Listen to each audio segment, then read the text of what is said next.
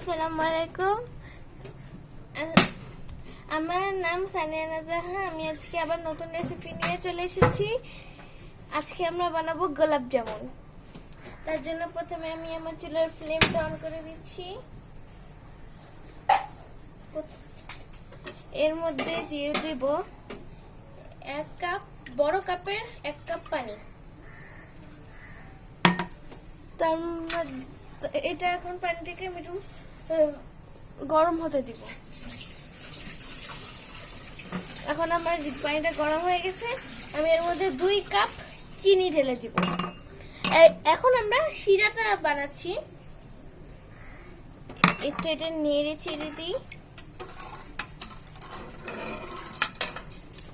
তার মধ্যে আমি 2টা এলাচ দিব। আমি 2টা এলাচ ভেঙে দিচ্ছি।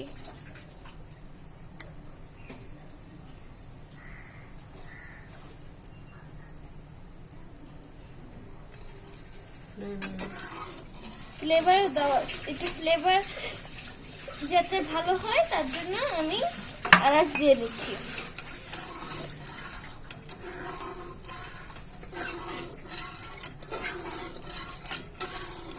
আমি এটাকে গলিয়ে নেব।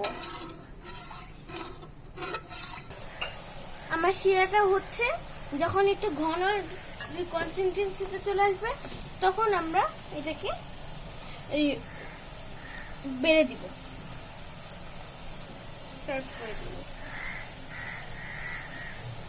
দেখতে, এই যে আপনারা দেখে নেন আমাদের কনসিস্টেন্সিটা কিরকম হয়ে গেছে।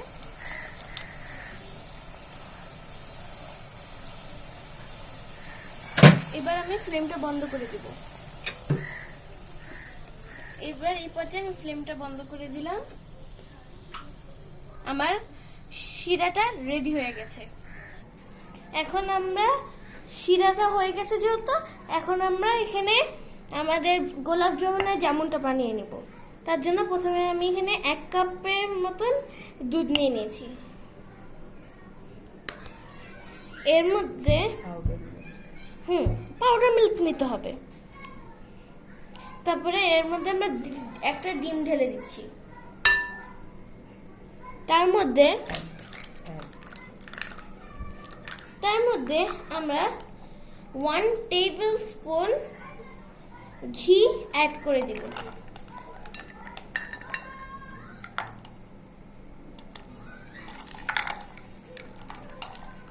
আর 1 টিস্পুন বেকিং পাউডার অ্যাড করে দিব। এগুলি সবগুলি উপকরণ মিশিয়ে নিতে হবে আমাদেরকে।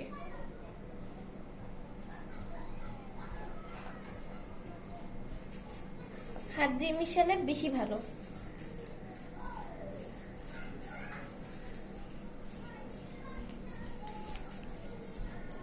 ঘিয়ের জন্য একটা সুন্দর স্মেল আসবে।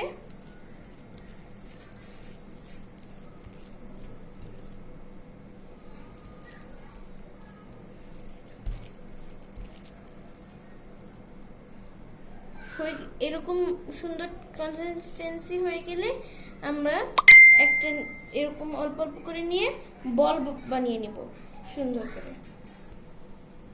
আমি এভাবে ছোট ছোট করে নিয়ে এভাবে গোলাপ জামুনগুলি বানিয়ে নিব।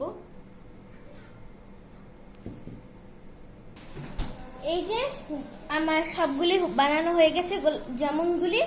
এখন এগুলি আমি গরম তেলে ভাজবো। আমার তেলটা গরম হয়ে গেছে। এর মধ্যে আমি আমার জামুনগুলি ছেড়ে দিব। জামুনগুলি একেবারে লাল হয়ে যেতে হবে, কালো না কিন্তু লাল হয়ে যেতে হবে।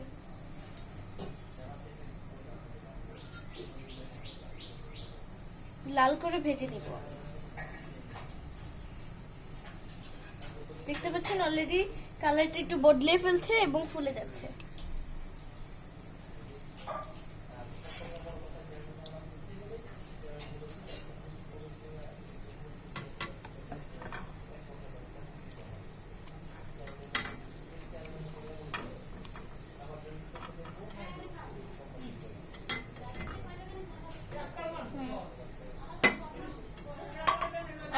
আমাদের কিন্তু জামুনগুলি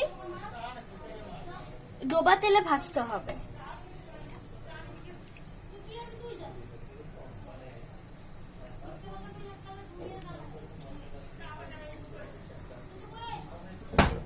এগুলো লাল হয়ে গেলে, পুরোপুরি লাল হয়ে গেলে আমরা এগুলি শিরার মধ্যে ঢেলে দিব। আমার জামুনগুলিকে এখন আমি শিরার মধ্যে দিয়ে দিচ্ছি। আমরা এগুলি হাফ অ্যান আওয়ারের মতন ডুবিয়ে রেখেছি। এভাবেই আমার হয়ে গেল দারুণ স্বাদের গোলাপ জামুন। শুধু আপনারা বাসায় বানাবেন আর খাবেন। আসসালামু আলাইকুম।